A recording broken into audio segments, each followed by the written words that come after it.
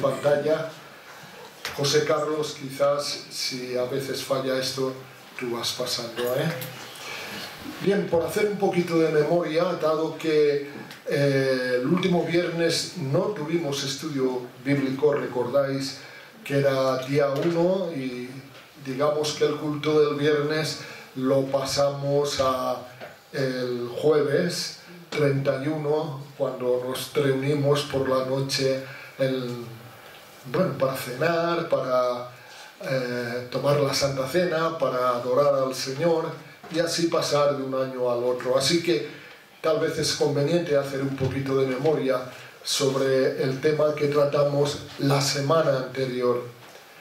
En realidad, si tenemos el esquema en mente de lo que el libro de Zacarías nos ha venido mostrando, acordémonos, el primer mensaje del profeta se produce y está contenido en el capítulo primero hasta la mitad.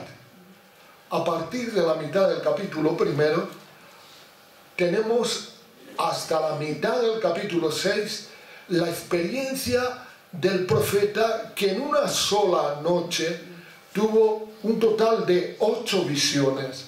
Dios le mostró visiones de consolación, de promesa. Dios fortaleció el espíritu de Zacarías y de todos aquellos a quienes él compartía lo que Dios le había mostrado. Y cuando terminaron las visiones, en el capítulo 6, desde la mitad y hasta su final, veíamos que hubo una acción simbólica. Dios pidió que unos personajes que habían llegado hasta Jerusalén y que traían una ofrenda, pidió que entraran acompañados del profeta en una casa, que el profeta elaborase una corona y que allí al sumo sacerdote Josué le fuera puesta aquella corona. Era la manera de simbolizar lo que ocurriría en el futuro. Es decir, que el Mesías sería un sacerdote que a la vez sería rey.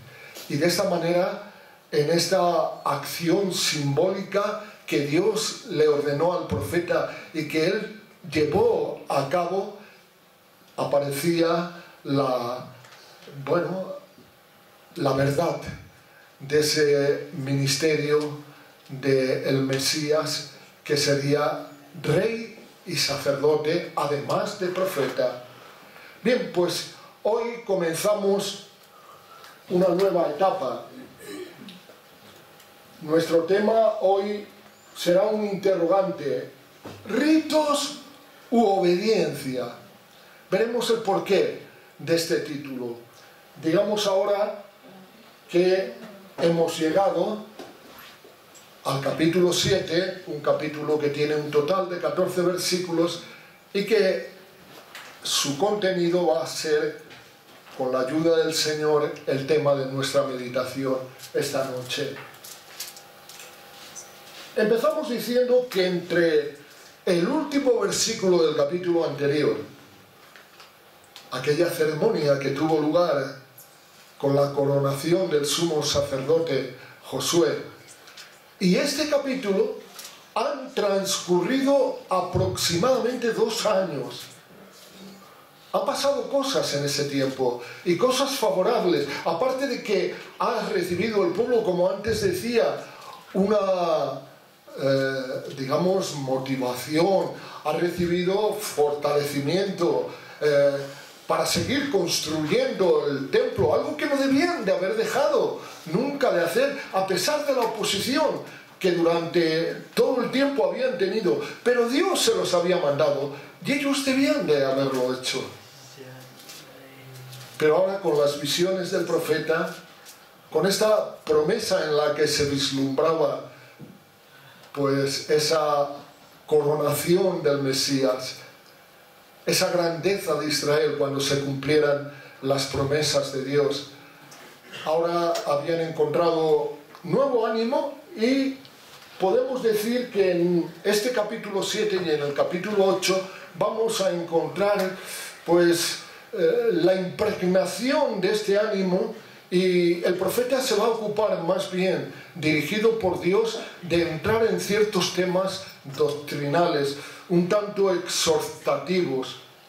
Después, cuando lleguemos al capítulo 9, como decimos, y hasta el 14, allí vamos a tener toda una serie de promesas escatológicas con la que el libro en el capítulo 14 va a terminar. Pero vamos a volver a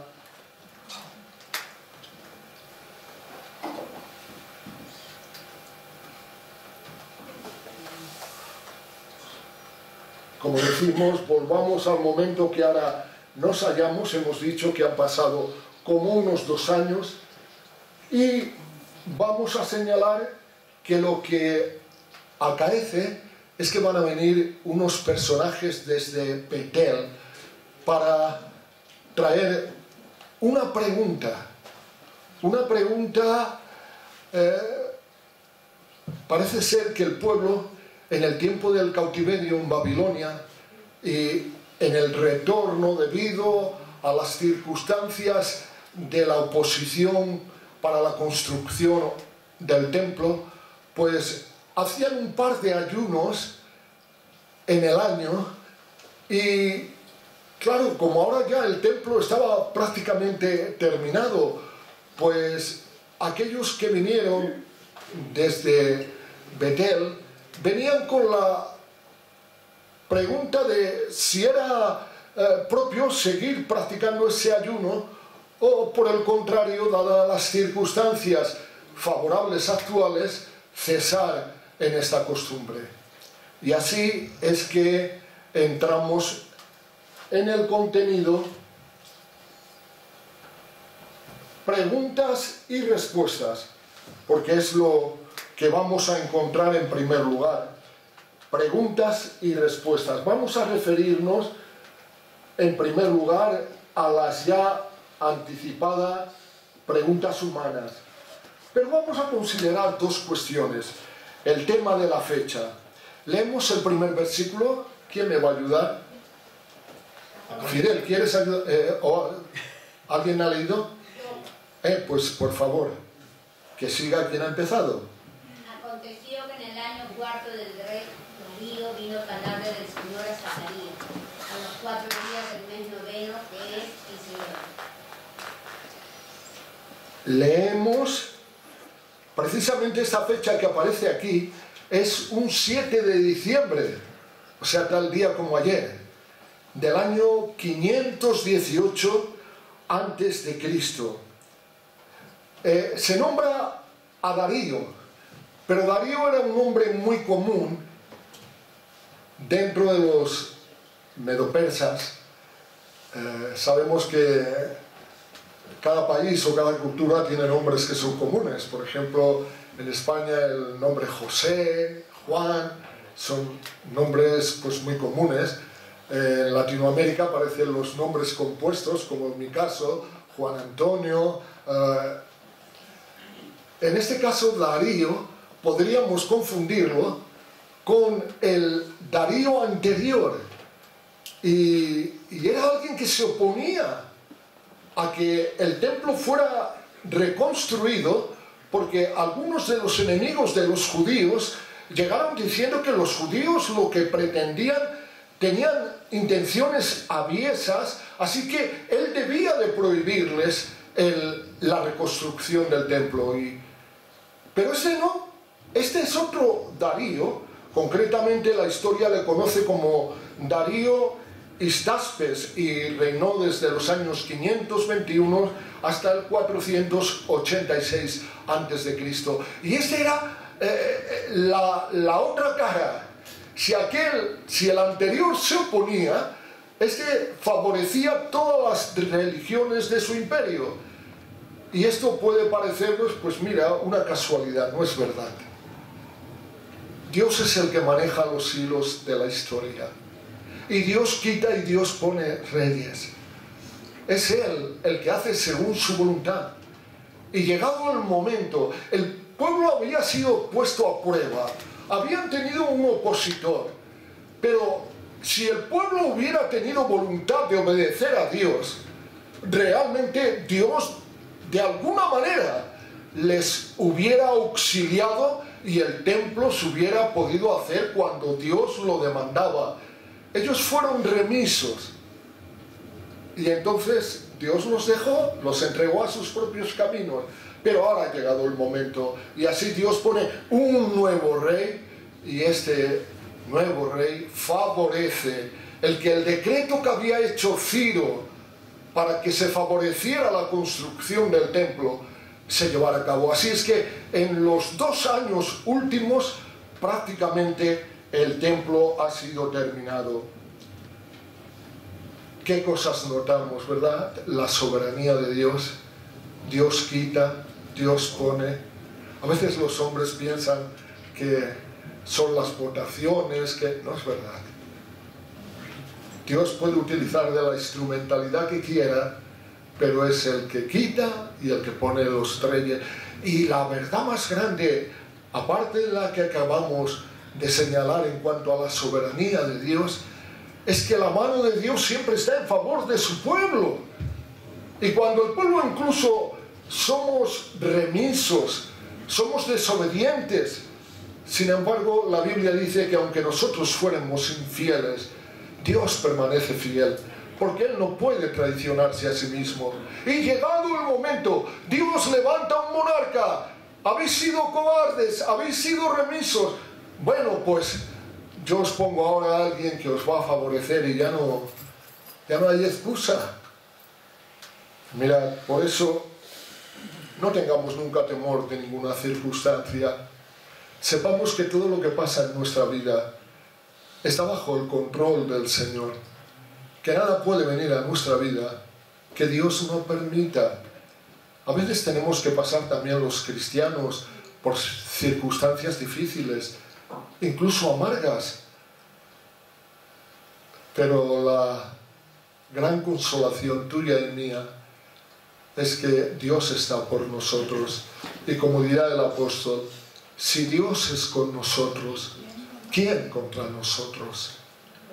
En todo somos más que vencedores. Así que fuera con el temor, fuera con las inquietudes. Por contra, vamos a entregarnos incondicionalmente a la voluntad de Dios. No hay nada mejor. Por eso cuando a Jesús le pidieron de enséñanos a orar, ¿cómo empezó Él? Padre nuestro que estás en los cielos, santificado sea tu nombre. Venga a nosotros tu reino. Como en el cielo, que tu voluntad se cumpla en la tierra. Tu voluntad por encima de todo. Tu voluntad en nuestra vida. Tu voluntad en nuestra ciudad. Tu voluntad en nuestro país. Tu voluntad siempre, porque es lo más precioso que hay. Bien, hemos visto la fecha, el momento, el monarca. Ahora vamos a ver los protagonistas. Y pasamos al versículo 2. Cuando el pueblo de Bersel había enviado a Sarecer con Regem, Medei y sus hombres a implorar el favor de Jehová. Vinieron de Betel, como ya antes había anticipado, 2 personajes acompañados de otros hombres que al parecer estaban bajo la autoridad de uno de ellos. Tiene que llamarnos la atención los nombres, porque no son nombres hebreos.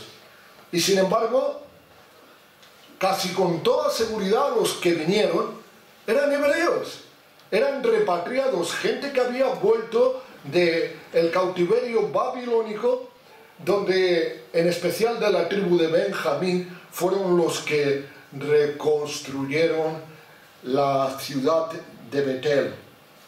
Mirad, el primer nombre, Sarecer, es un nombre propio de Babilonia.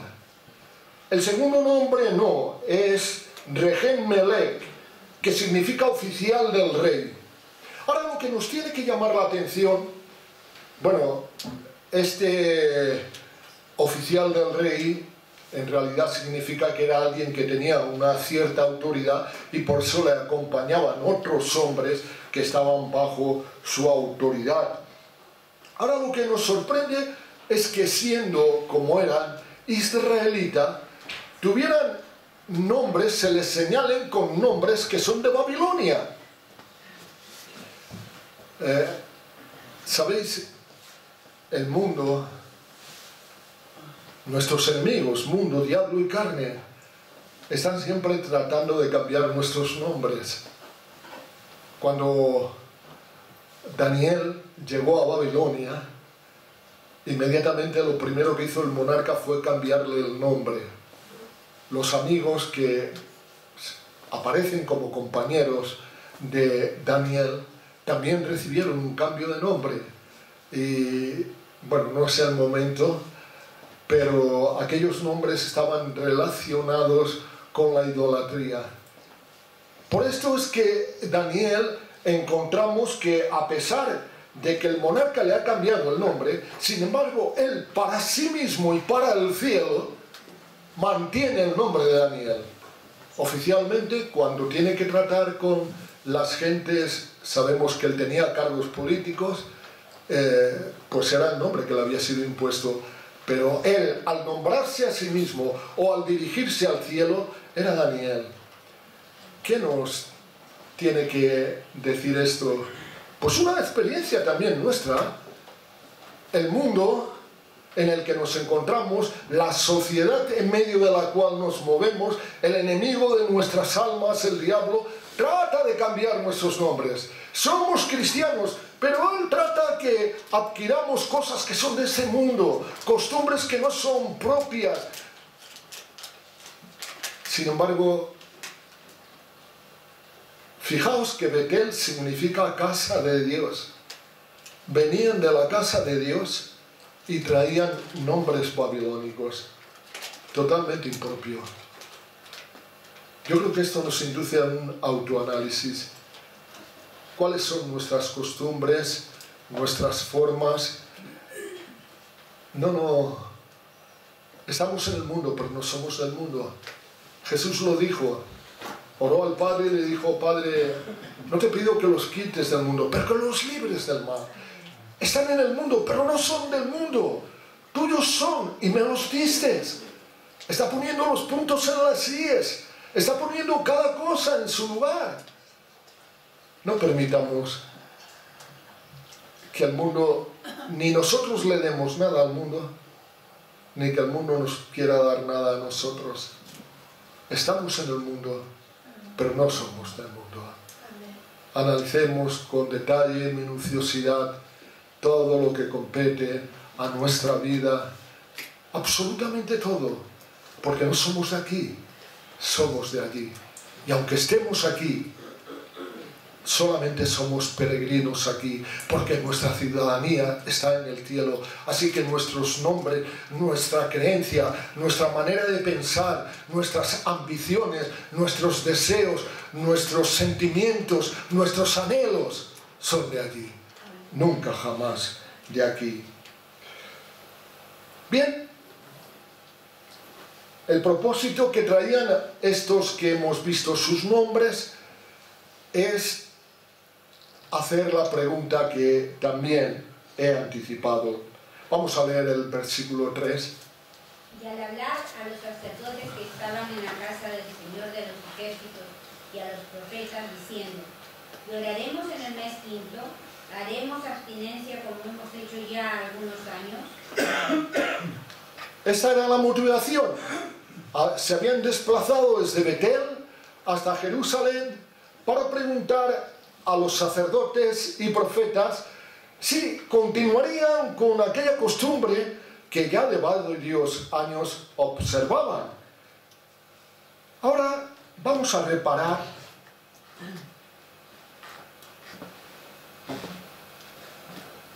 en la que, como leemos, fue la respuesta divina. Y podemos observar, o vamos a observar, que Dios le respondió con otros interrogantes. De los gallegos se suele decir que responden a una pregunta con otra. Pero digamos que Dios hizo lo mismo. Le hicieron una pregunta Y respondió, como vamos a ver en los versículos 4 y 5, vino pues a mí palabra del Señor de los ejércitos diciendo, habla a todo el pueblo del país y a los sacerdotes diciendo, cuando ayunasteis y llorasteis en el 5º y en el 7º mes, estos 70 años, ¿habéis ayunado para mí? Ahí está la pregunta. Todos estos ayunos que tomasteis como costumbres, que practicabais 2 veces por año, ¿realmente lo hacíais para mí?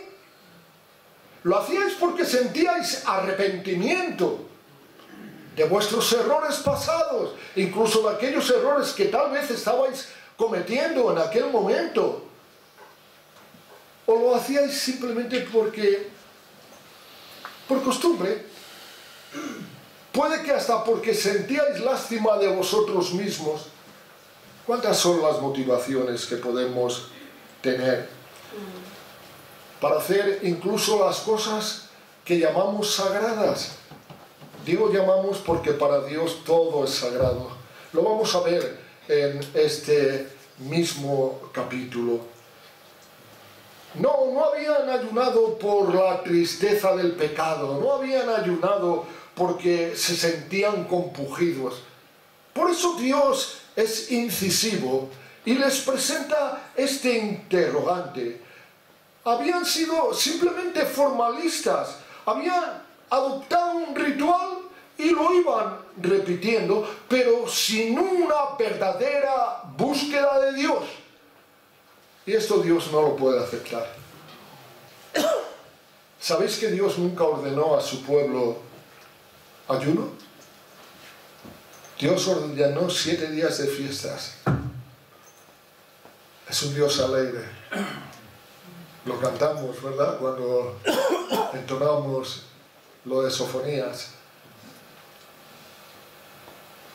Es un Dios que quiere la alegría de su pueblo. Cuidado, que nadie me malentienda, que por lo que estoy diciendo puede interpretar que no, que el ayuno es malo. No es verdad. No es verdad. Todo lo que se hace de corazón está bien.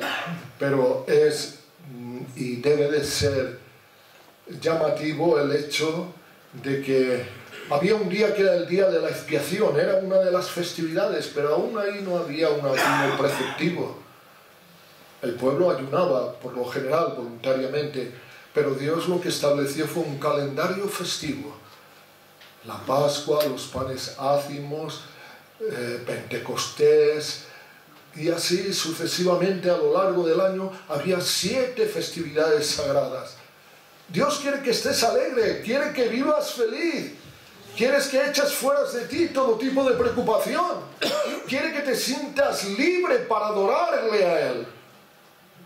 Claro, no estoy diciendo que cuando pecas, hay oraciones que son impotentes porque Dios no quiere escucharlas. Y no las quiere escuchar porque provienen de corazones endurecidos y deshonestos, que han tapado sus oídos cuando Dios les hablaba para no escuchar y responder a Dios. ¿En qué manera es esto? Por ausencia de misericordia y compasión, como hemos visto que Dios demandaba. Jesús dijo en cierta ocasión, según leemos en Mateo 5:24, si vas a ofrecer tu ofrenda y te acuerdas que tienes un problema con tu hermano, reconcíliate primeramente con tu hermano y luego ve y presenta tu ofrenda. Por ignorar a los indefensos, ¿qué dice Santiago que es la verdadera religión? Visitar a los huérfanos y a las viudas en sus necesidades y guardarse sin mancha del mundo. Esa es la verdadera religión. Si alguien te pregunta alguna vez, oye, ¿cuál es la verdadera religión? Pues mira esta, les llevas a Santiago 1:27, y Santiago lo dice, la verdadera religión es visitar a los huérfanos y las viudas en sus necesidades y guardarse sin mancha en el mundo. Esa es la verdadera religión. Por abrigar malos pensamientos, por negarse a escuchar los mandatos de Dios. Es todo lo que hemos venido diciendo, pero que Dios no quiere que lo olvidemos. Porque, mirad, a veces hasta si un matrimonio está enfadado, Dios dice que hay estorbo en la oración. Dice a los maridos que sean cariñosos con sus esposas para que sus oraciones no tengan obstáculos. Así que encontramos que hay oraciones impotentes en virtud de las cosas que estamos señalando. Versículo 14, ese fue, en resumidas cuentas, entregándolos al cautiverio. ¿Quieres leer el último versículo? Sino que los esparcí con torbellino por todas las naciones que ellos no conocían. Y la tierra fue desolada tras ellos, sin quedar quien fuese y viniese, pues convirtieron en desierto la tierra deseada. La histórica destrucción de Jerusalén, el cautiverio babilónico. Dios ha querido que el profeta volviese hacia atrás para que no olvidase, para que aprendiese, para que realmente fueran sabios en el momento presente. Mirad, sabéis que todo ha empezado con una pregunta. Personas que vienen de Betel, ¿podemos seguir con el ayuno? Y Dios te responde con una serie de preguntas que luego va a ir argumentando como hemos podido considerar. Yo pienso que los que le presentaron la pregunta pensaban que era muy fácil responderla, con un sí o con un no. ¿Tenemos que seguir haciendo el ayuno? O como han cambiado las circunstancias, pues los sacerdotes o los profetas podían haber dicho, pues bueno, mejor dejarlo estar o no continuar. Pero a veces Dios responde de estas maneras. Nicodemo llega a Jesús de noche: Rabí, sabemos que has venido de Dios como maestro, porque nadie puede hacer las cosas que tú haces si Dios no está con él. De cierto te digo que si no nacieres de nuevo no puedes ver el reino de Dios. Y allí aquel anciano se queda sorprendido, pero ¿qué tiene que ver esto con lo que yo he preguntado? Así que le dice, siendo yo anciano, ¿he de entrar nuevamente en el vientre de mi madre para volver a nacer? Lo que es nacido de la carne, carne es, y lo que es nacido del espíritu, espíritu es. De cierto te digo que si no nacieres de nuevo, no puedes entrar en el reino de Dios. Y es que a veces hay cosas que no acabamos de entenderlas. Pero el que ve los corazones, el que sabe todo lo más íntimo, no nos va a responder lo superficial, sino lo que necesitamos. Nicodemo necesitaba que se le enseñara la necesidad del nuevo nacimiento. Y estos que venían de Betel, de la casa de Dios, trayendo los nombres todavía babilónicos, necesitaban que su pregunta fuera respondida como Dios lo hizo. Dios sabe lo que tú y yo necesitamos y nos va a tratar. Así que dejémonos llevar por el Señor. Sometámonos a su escrutinio. Vayamos voluntariamente y frecuentemente.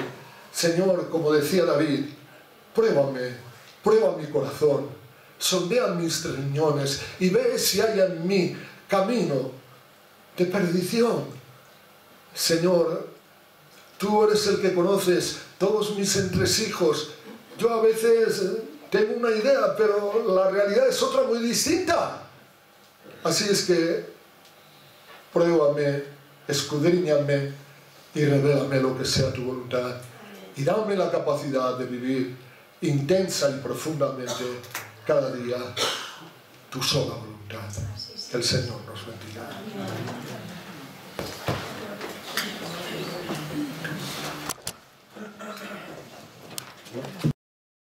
Que vayas a estar alegres.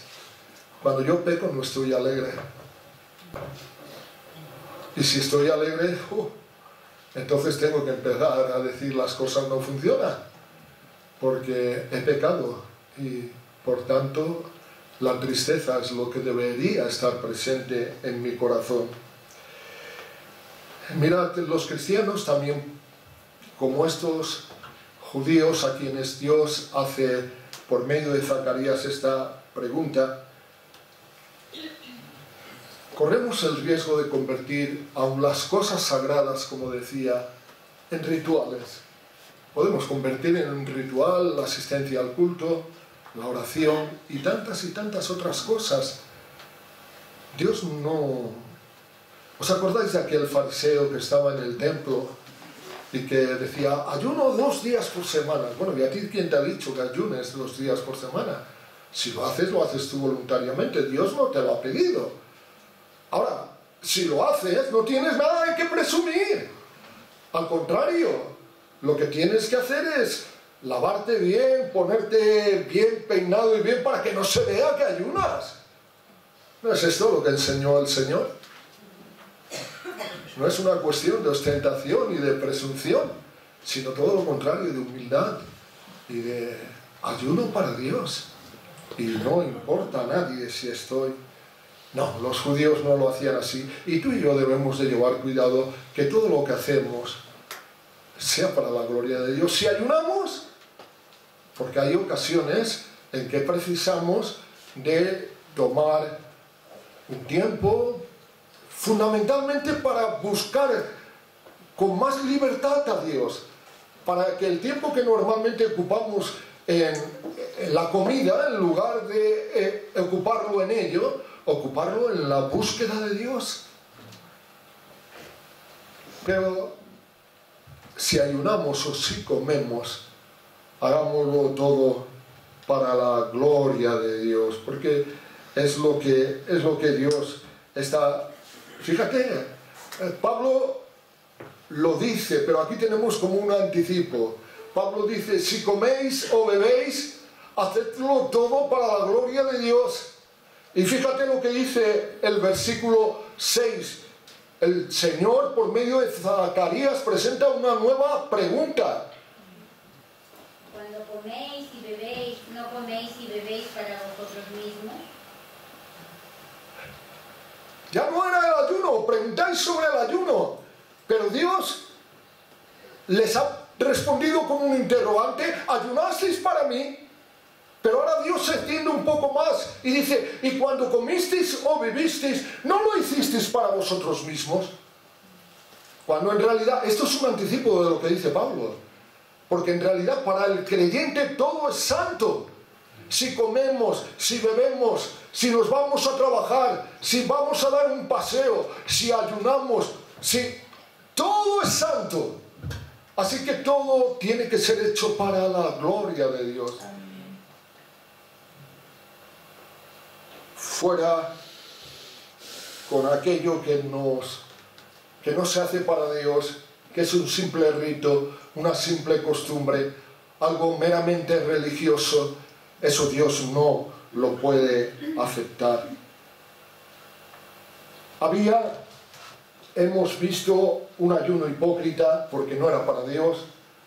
Había un claro egoísmo porque el comer y el beber no se hacía para Dios. Y a lo mejor si te preguntas, ¿y cómo se hace para Dios?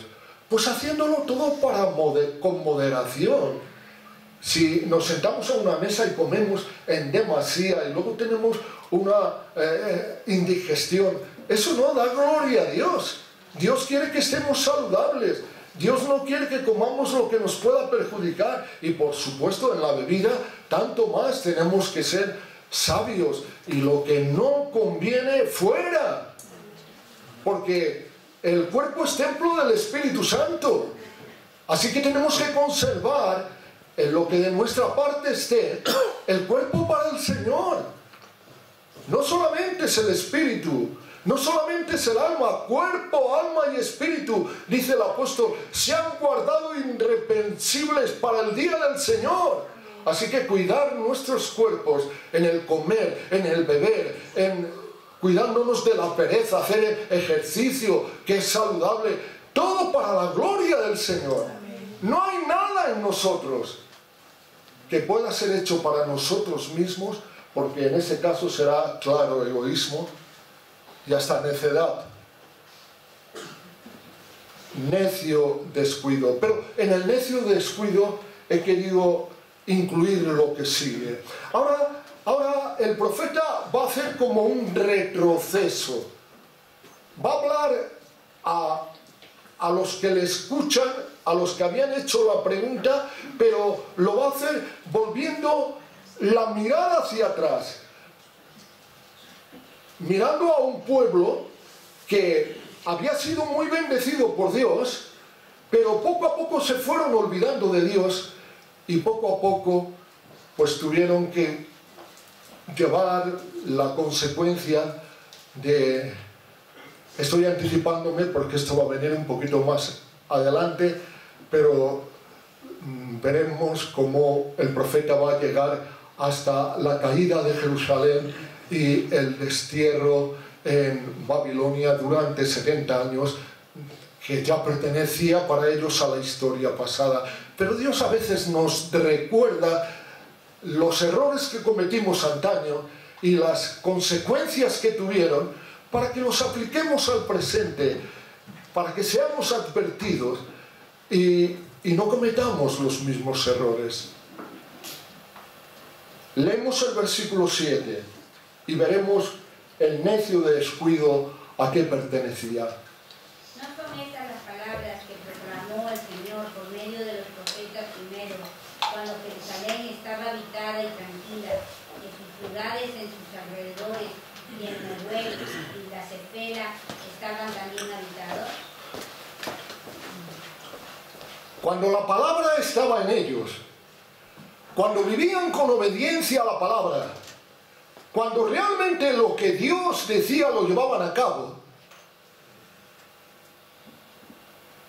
andaban en prosperidad, tenían paz,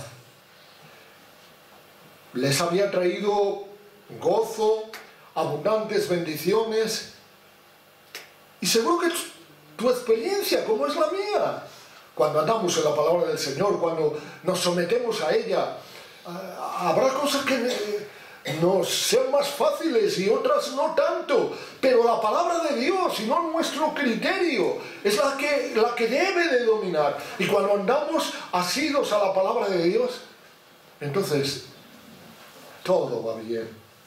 Mirad, la época de David y de Salomón fue así. Fueron llevados finalmente a cautiverio porque descuidaron la palabra de Dios. Lo que cuenta siempre es la obediencia, porque en la obediencia se muestra el amor. Si yo digo que amo a Dios y le desobedezco, estoy mintiendo. Soy un hipócrita. Así, claro, llano y simple. Si realmente amo a Dios, lo voy a demostrar obedeciéndole. ¿Qué dijo el Señor? Si me amáis, guardad mis mandamientos. Si los mandamientos no son guardados, no digamos que le amamos porque no es verdad. Y esto traerá unas consecuencias, antes o después. Y esto es lo que el profeta ahora ve, que hay un problema en los corazones de ellos. Han caído en un ritual, en un formalismo. Bueno, ya como las cosas se han arreglado, pues ya dejamos de ayunar. Bueno, pero ¿ayunabais para mí o qué? ¿Y comer y beber lo hacíais para mí o qué? Y la palabra, tener en cuenta, mirar hacia atrás, al pasado, la época de David, de Salomón, cómo iban las cosas. El pueblo estaba aferrado a la palabra, pero cuando el pueblo, poquito a poco, se desentendía de la palabra, entonces venía el problema. Yo creo que muy importante es cuidar nuestros corazones. La Biblia lo aconseja. Hijo mío, sobre toda cosa guardada, guarda tu corazón, porque de él mana la vida. Y decimos que el corazón, bueno, sé que el amor está en el alma, el amor filial, el amor al prójimo, el amor a la pareja y el amor a Dios está en el espíritu. Pero hemos puesto el corazón, este órgano de nuestro cuerpo, como símbolo del amor. Y la Biblia también utiliza esta figura hablando del corazón. Si realmente amamos a Dios, mostrémoslo, guardando en obediencia nuestro corazón. Porque del corazón sale lo bueno y del corazón sale también lo malo. Así que cuán importante es estar atento a este particular. Bien, vamos a poner ahora nuestra atención en lo relacionado con las acciones y consecuencias. Ya las he anticipado, pero ahora vamos a ver un poquito el detalle, cómo las demandas que el Señor asocia con lo que les está diciendo mediante el profeta, dirigiéndose a los presentes, pero señalando una etapa, como ya he dicho, pasada de Israel, queriendo llevarles nuevamente a que aprendan de ella. Dios les lleva a considerar la sordera voluntaria. Escogí esta foto para ponerla ahí porque creo que es expresiva. ¿Qué pide Dios de mí? Es algo que cada uno tenemos que hacernos. Yo diría que cada día y aun cada momento, ante cada alternativa, cada decisión a tomar, ¿qué es lo que debo de decidir? No es lo que yo pueda pensar que es mejor, más prudente, más inteligente, más conveniente. No. Señor, ¿tú qué quieres que yo haga? ¿En qué camino, de qué manera tú quieres que yo me mueva? Porque no es lo que yo crea, sino lo que tú dices, Señor. Eso es lo que realmente cuenta. Y ahora Dios, por medio del profeta, les va a decir lo que deben de hacer. Los que habían sido llevados en cautiverio a Babilonia no habían hecho estas cosas, pero ellos deben de aprender de lo que tuvieron que pasar para que no vuelva a suceder para con ellos. Y así, en los versos 8 y 9, y vino palabra del Señor a Zacarías diciendo: así habló el Señor de los ejércitos diciendo: juzgad conforme a la verdad y haced misericordia y piedad, cada cual con su hermano. Ajá. Dios le dice que deben hacer. Lo primero, pararse y reflexionar. Es muy importante. A veces, como estamos acostumbrados a ir muy ligeros porque el tiempo parece que siempre se nos escapa de las manos, y mira lo que dice el profeta Jeremías en el capítulo 6, versículo 16, la primera parte del versículo dice: paraos en los caminos y mirad, y preguntad por las sendas antiguas, cuál sea el buen camino, y andad por él, y hallaréis descansos para vuestras almas. Está diciendo: paraos, reflexionar, no vayáis tan deprisa, no seáis precipitados en vuestras decisiones, en vuestro hablar, sino sed prudentes. Mirad, ¿qué es lo que Dios quiere de mi vida? Lo que antes decía. Y entonces Dios os responderá: entrad en ese camino, porque ese es el camino seguro. Traerá descanso a vuestra alma, paz y gozo a vuestra vida. La primera cosa que le pide, porque la segunda que le pide es muy importante. Les pide justicia y equidad. Porque fijaos, haced misericordia y piedad cada cual con su hermano. Justicia y piedad. Antes decíamos que el que dice que ama a Dios y le desobedece está mintiendo, pero hay otra manera de mentir a Dios. Dice: el que dice que ama a Dios y aborrece a su hermano está mintiendo. Así es que aquí Dios está pidiendo: haced misericordia y piedad, cada cual con su hermano. Párate, reflexiona, piensa. O mejor, parémonos, reflexionemos, pensemos. Literalmente aquí lo dice, juzgad con juicio verdadero, dice literalmente el hebreo. Que no haya ningún tipo de mal sentimiento en nuestro corazón, eso lo va a añadir. Aquí he empezado diciendo lo que deben de hacer, pero Dios añadió lo que no deben de hacer. Y en el versículo siguiente, versículo 10, lo leemos. Dice, no oprimas a la viuda, al huérfano, al extranjero ni al pobre, ni ninguno piense mal en su corazón contra su hermano. Si hacemos lo anterior, lo que debemos hacer, no habrá en nuestra vida lo que no debemos hacer. Pero Dios quiere decirnos las dos cosas porque es importante que ambas las tengamos presentes.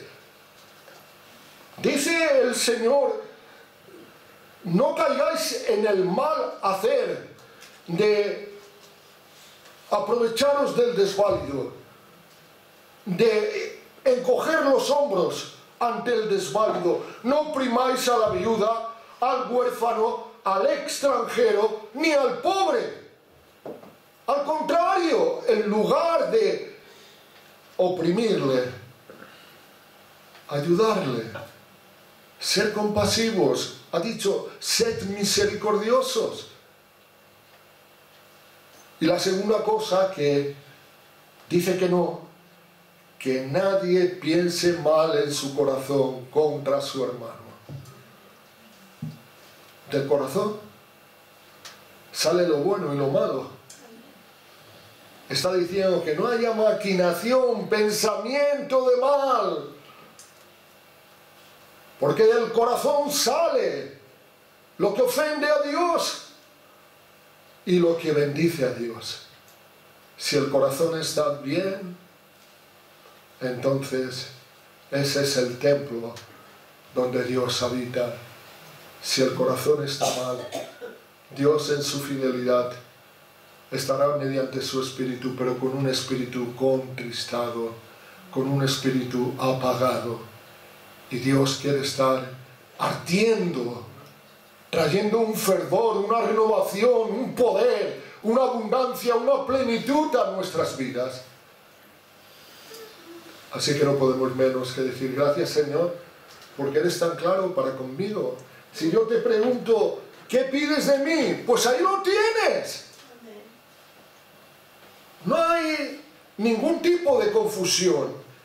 Es claro y preciso, pero la sordera voluntaria, qué triste.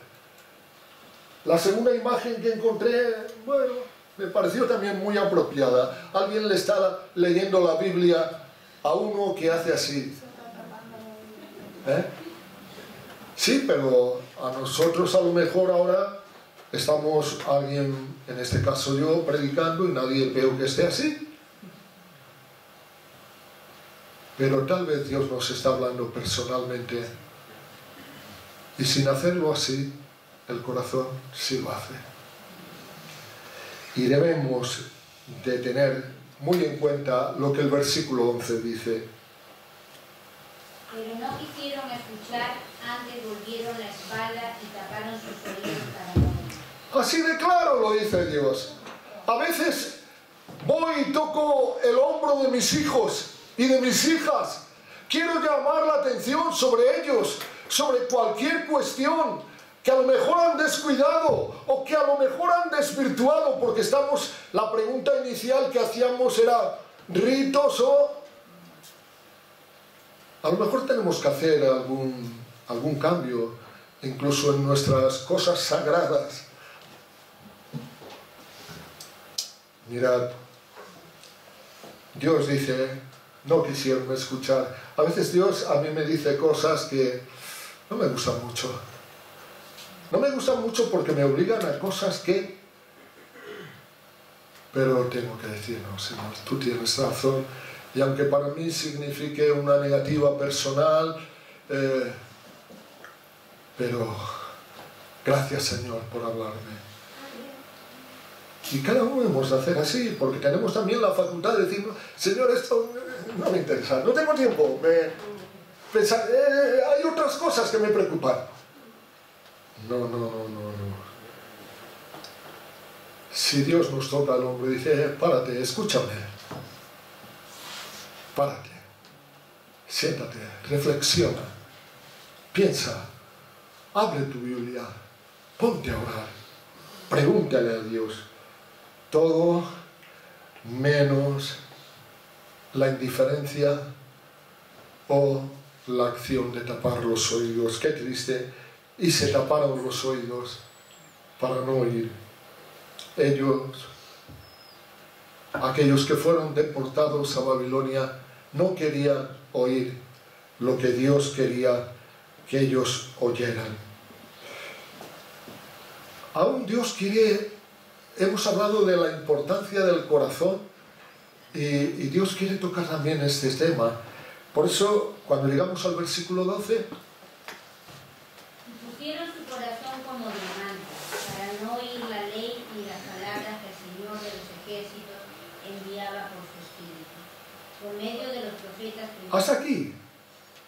Pusieron su corazón como el diamante, y a lo mejor dirán, bueno, el diamante es una piedra preciosa y por tanto, ¡guau, qué corazón! No es verdad. Lo que está diciendo Dios es que el diamante se utiliza por su dureza para cortar el cristal, donde el cuchillo de hierro no puede cortar. Lo que Dios está hablando es del endurecimiento del corazón,